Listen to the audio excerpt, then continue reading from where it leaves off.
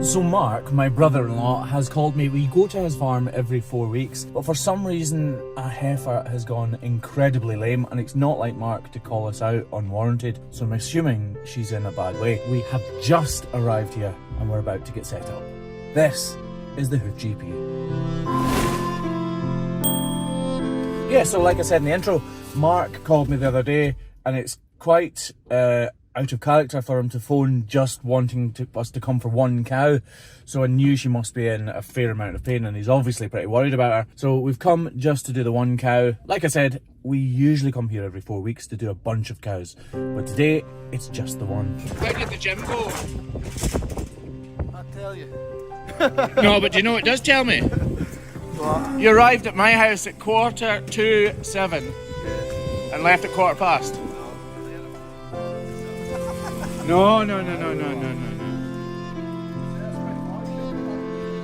Just here will do, I think. Mark's just saying to me that this cow was incredibly lame the other day, but she's actually slightly better because he was a good boy and jagged her. Which makes all the difference.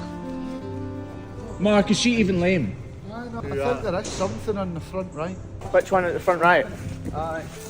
He wouldn't have got it. Maybe he just wanted to see us. Nah, there must be something, Nicholas.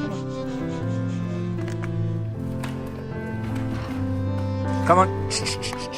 Come on. Come on, lass. In all seriousness, it just goes to show the importance of dragging a cow quickly.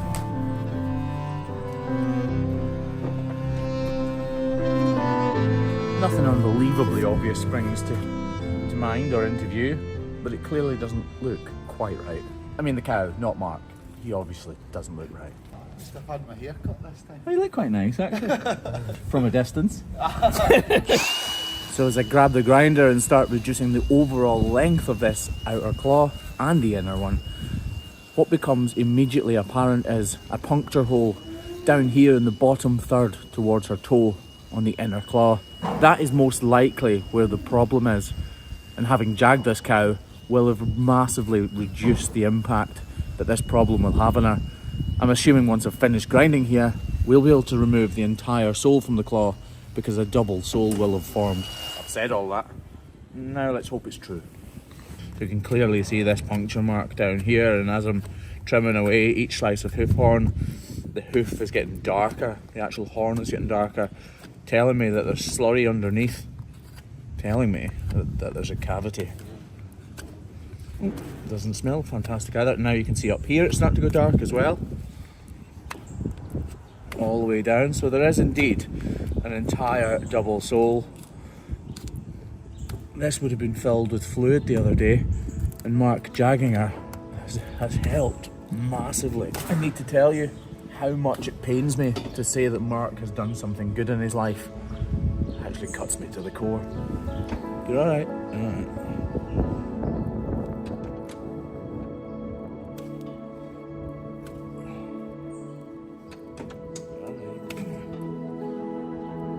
Trying desperately to remove every little bit of loose and detached hoof horn.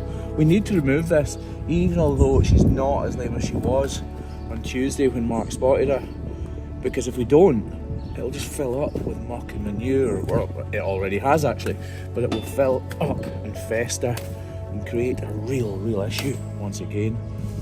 This is going to be the point that caused all of the issue, which probably still partially open.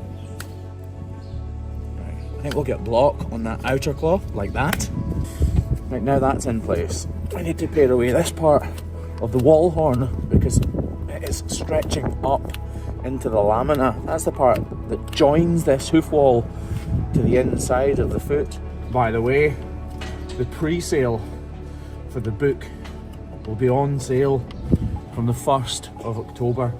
So yes, I have gone and done it. The book is now live for pre-order right now, and I've no idea how many to order, how many of you guys will want to read the book. It's called Bruised Soul, and it really bears my entire soul. It's probably not the book you'd be expecting somebody like me to write, but it is the absolute truth. It's my upbringing on the farms here in southwest Scotland, my kind of coming of age, and some incredibly poignant moments in my life that will really surprise you shock you, horror you, and hopefully help you to understand the person who I am today, and maybe even reflect a little bit on yourself. It's a story that shows people that no matter where you are in life, you can come out the other side. And I've written it for you guys as much as I have for me, to be honest. I was asked to write a few books by publishers and I said no, because they wanted fluffy agricultural, beautiful books.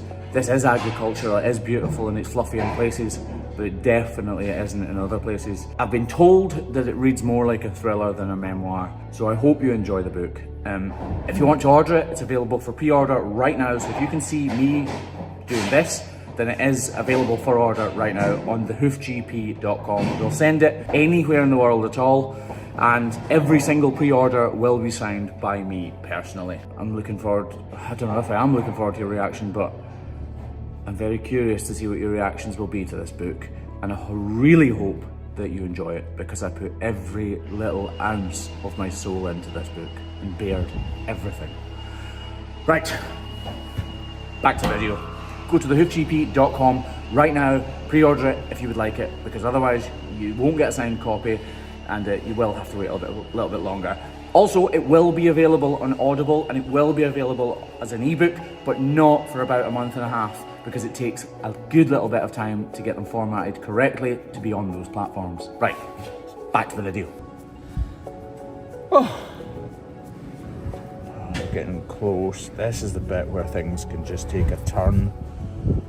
I'm hoping they don't. Oh, I was just about to say I'm hoping they don't, but I've just sliced through that there. I needed to, it's not a mistake, but it just showed me that there's another layer under here, which doesn't really surprise me, but it does make things more difficult from a trimming point of view, because I'm going to need to be exceptionally accurate if I don't want to cause any more mess.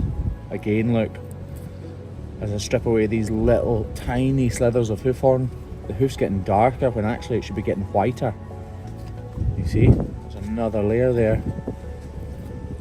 Just gently, gently, gently. No wonder she was sore. Oh, you're alright, you're alright, you're alright. Right on cue, she's telling me that it's sore just now. It's inflamed, of course it's going to be sore. Luckily, these knives are like razors right now, which makes my job a lot easier.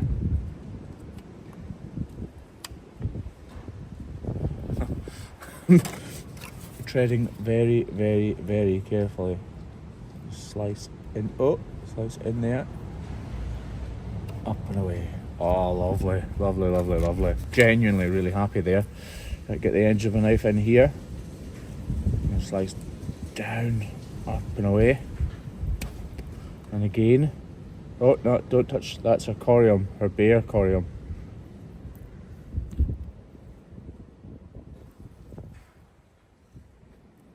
Pull this away, and this. Use the edge of this little tiny piece of my knife, look, see there's a cavity under there. Just shows how important it is just to keep going. You would think, no, it doesn't matter too much, you're pretty much done, you can give up now, but no, you can't. It's actually fine to do this. Lets me know that everything from here now is good, fresh, healthy tissue. Otherwise that wouldn't be happening. Right, we'll just get rid of these little shreds of hoof horn here. There's no dermatitis on this foot, so we're not going to wrap it either. Lovely. This bit here is really, really difficult to remove with the knife, so I'm going to use these nippers that never rust, which is why they cost so much, because they never rust, but they do rust. So we'll just snip this bit off with the non-rusting nippers. Fantastic. And like I said, there is no dermatitis there at all, so we're not going to wrap it. We're just going to use this iodine, because the tissue is so tender under there that we don't want, that we want it to dry out properly, sorry, and harden up.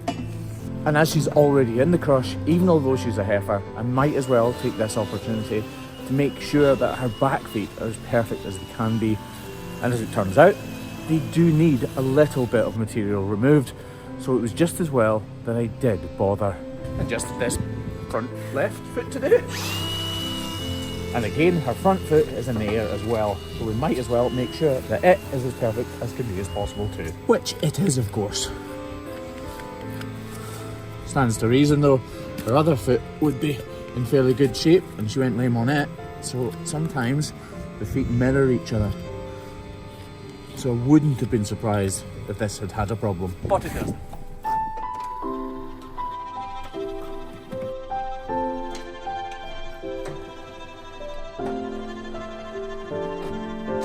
I'm not going to say there's a remarkable difference here when she leaves the crush, because quite frankly, there's not. But that is down to Mark's diligence.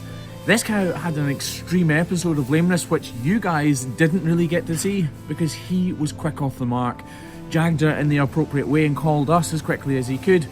Now we've dealt with the aftermath of the situation and this cow will have gotten over this period of lameness exceptionally quickly. Mark gets an A+.